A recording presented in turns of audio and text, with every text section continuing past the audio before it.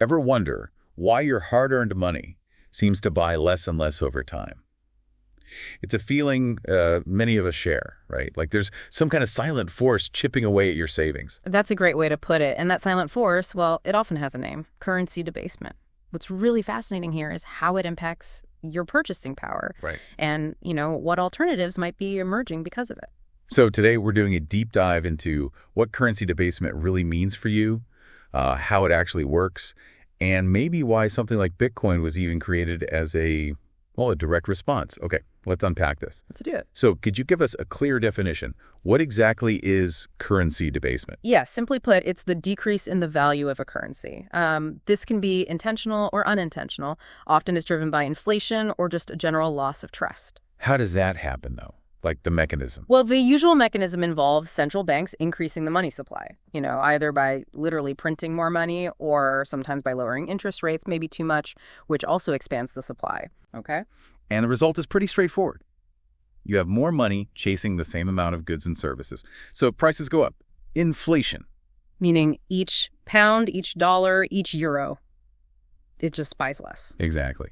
Each unit of currency just loses its punch, its purchasing power. Okay, here's where it gets, I think, really interesting for your everyday life. What are the actual consequences? Why is this bad for us citizens? Yeah, this is where it really hits home. It impacts us in, several major ways.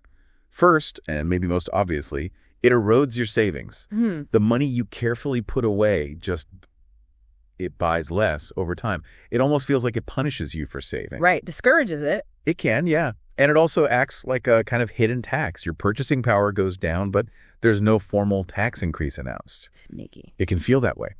And what's also quite significant is how it can worsen wealth inequality. How so?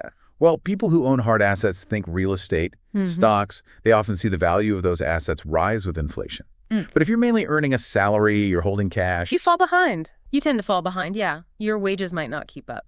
It can also perhaps subtly encourage riskier behavior. Like what? Like making spending or maybe even speculative investments seem more attractive than just holding on to cash that's losing value. So better to spend it or risk it than save it. That can become the incentive, unfortunately. And ultimately, if debasement goes on unchecked for too long, it really destroys trust in the currency itself. That's a fundamental problem. That's a huge impact. Thinking about trust and, alternatives. This makes me think about Bitcoin. We often hear Bitcoin connected to the 2008 financial crisis. Why is that specific time so relevant here? Oh, absolutely. Bitcoin was essentially born right in the aftermath of the 2008 crisis. That was a time when central banks globally responded with massive bailouts and, crucially, by dramatically increasing the money supply, quantitative easing, QE. Right, the money printing. Exactly. And many early Bitcoin adopters, and people in that space still, see currency debasement not just as a policy choice, but as a structural flaw inherent in fiat systems. Fiat systems.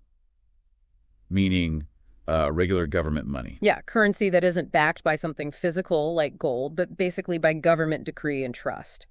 The argument is that because its supply can be increased pretty much at will by a central authority, it's vulnerable to debasement. Precisely. And this often brings up something called the Cantillon effect. Okay, what's that? It's the idea that newly created money doesn't spread evenly. It tends to benefit those closest to the source first, like banks, big corporations, government contractors, before it trickles down. By the time it reaches the average person, prices may have already risen. So it disproportionately hurts the poor and middle class. That's the argument, yes. It's seen by many in the Bitcoin world as an ethical issue, a sort of betrayal of long-term stability, because the value of your money is constantly subject to, policy decisions. Okay, so if that's the critique of the current system, how does Bitcoin propose a different path? How does it actually counter this debasement problem? Bitcoin's approach is fundamentally different, primarily because of its fixed supply. There is a hard, unchangeable cap of 21 million coins. That's it. No more can ever be created. Correct. So that makes it mathematically immune to inflation caused by increasing the supply. Beyond just the cap, its monetary policy is decentralized. Meaning no central bank controls it. Exactly. No single entity can just decide to change the rules or print more. The issuance of new Bitcoin is also predictable and transparent. It's governed entirely by the underlying code. We know about events like the halvings. Right, which happen roughly every 4 years. Roughly, yes. And each halving cuts the rate of new Bitcoin creation in half. So it's all out in the open, predictable, which is a stark contrast to the often opaque decisions made within traditional fiat systems. That fixed supply is definitely a key difference. But, nothing's perfect. What are the trade-offs? What are the risks or maybe vulnerabilities with Bitcoin's approach? That's a fair question. While Bitcoin is designed to resist long-term debasement, its price in the short term can be, well, incredibly volatile. Big swings. Yeah, we see that. So that's a major risk for many.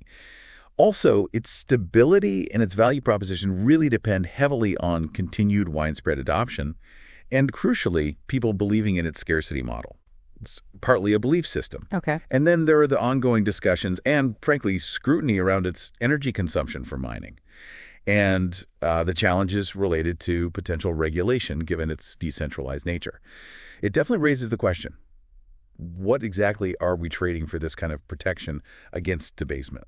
So wrapping this up then, it seems clear that currency debasement is this silent destroyer of wealth and trust. It's something many of us feel, even if we don't always put a name to it. Absolutely. And Bitcoin, while it certainly comes with its own set of risks and complexities, volatility being a big one, it offers a very unique proposition: scarce, decentralized money with predictable rules. For some, it represents a potential hedge against those systemic vulnerabilities we see in traditional currency systems. Especially maybe for people in countries facing really severe monetary instability. Potentially, yes. That's where the appeal can be particularly strong. So this deep dive really invites you, the listener, to think, how might understanding this concept, currency debasement, change how you think about your own financial future, and maybe even the nature of money itself? Something to ponder.